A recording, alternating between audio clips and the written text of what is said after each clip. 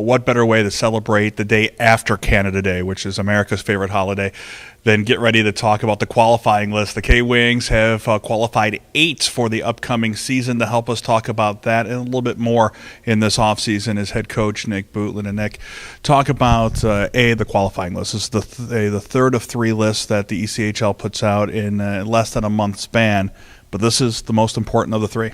Yeah, absolutely. I mean, you maintain these guys' rights for, as long as they're not in veteran status, you maintain these guys' rights for all the way until next year. And, they can't play anywhere else in this league unless they agree to terms with you. And that's obviously important on trying to build your team for next season. And then kind of a refresher for fans, if players are not on this list and they were on the team a season ago, doesn't mean you're not going to play in Kalamazoo. It just means that those guys are free agents a little bit early. They can shop themselves around. Yeah, absolutely. There's a few guys on that list that I can tell you that will be on our team that were on that list before that have become free agents.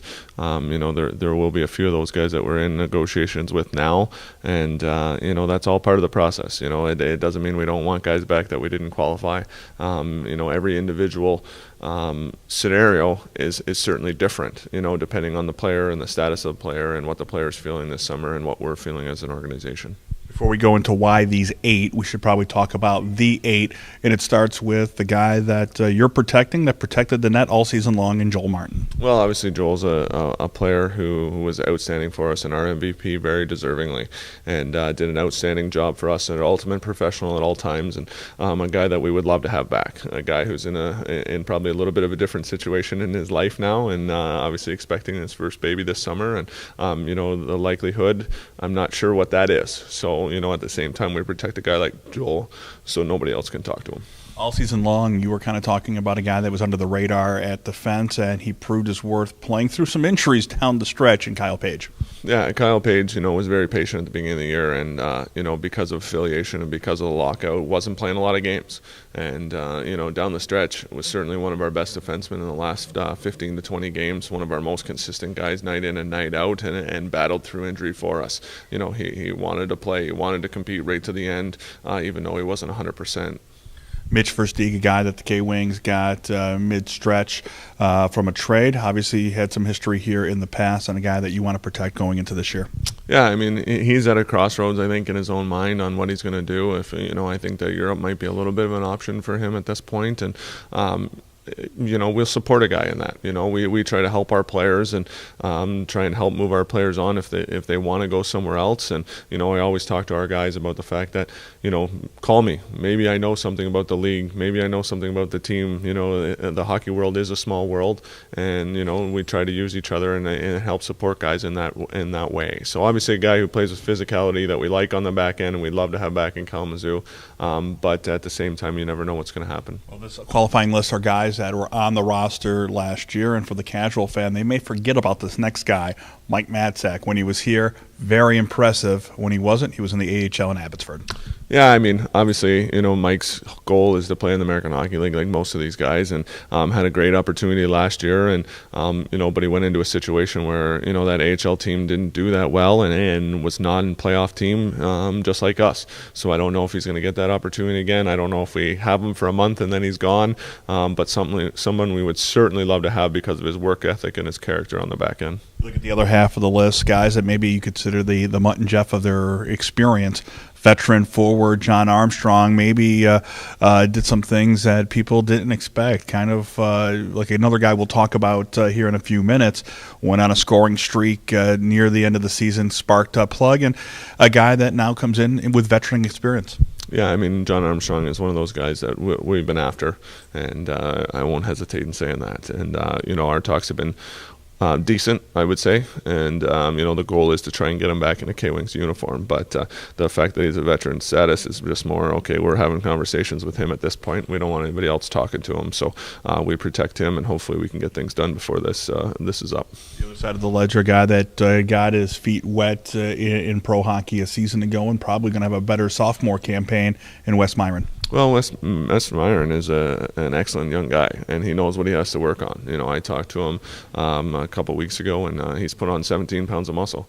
and he's working real hard at trying to gain that strength because he realizes that he needs that. He skates well enough, he's got great vision, and I'm not sure what Vancouver's going to do with this young player. There might be some interest with Vancouver still, so it's a player that's a possibility we won't see, but at the same time, he's a player that certainly can help us. The last two players I'll bunch together because I know a lot of fans are going to say, well, didn't they already sign somewhere else?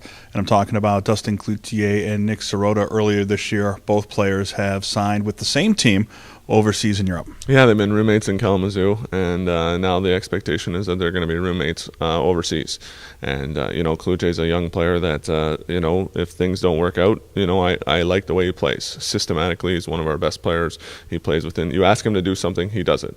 You draw in practice, you draw around this circle and up this wall, and move your feet quick here, and he does everything all the way through. Constant work ethic. A guy who played defense for us, a utility guy for us, and those guys are pretty valuable in our organization. And with the call-ups that we have to and injuries that we have to go through, those guys are immensely important. Three things before we let you go. Obviously, this past weekend, it's never the off season for Nick Bootland besides recruiting, which we'll talk about in a second. You got a chance to go to the draft in New York City, and bearing the travel difficulties that everyone had in New York this weekend. How was the draft? Yeah, it was great. It was a great opportunity to go there, and we're part of the coaches clinic, and I'm fortunate that I get to be there. There was about 250 people there that are at that clinic, and you get to listen to all those NHL coaches and go through their presentations, and then there's small groups sitting in the afternoon, which is a great opportunity. I think we only had 6 guys in our room, and then every 15 minutes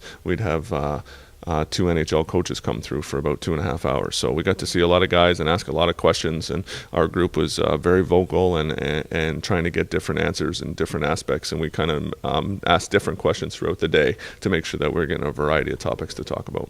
2 questions that you probably asked everywhere around Kalamazoo, and we'll ask them right here, is going to be affiliations and recruiting, which in the next couple videos that we'll be doing will probably be some of the next couple topics we'll be talking about.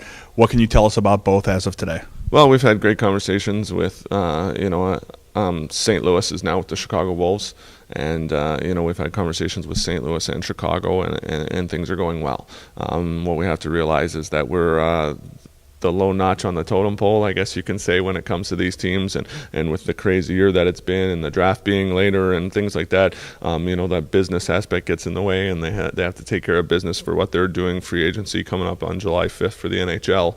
So, we sort of get pushed to the back burner on making those decisions, but we've had great groundwork with them. Obviously, a great relationship we have with Vancouver as well. So I wouldn't say that that's outside of the possibility of maybe being dual affiliated, and we're going to work that out and see what's best for the Kalamazoo Wings. And recruiting, what's the plan right now?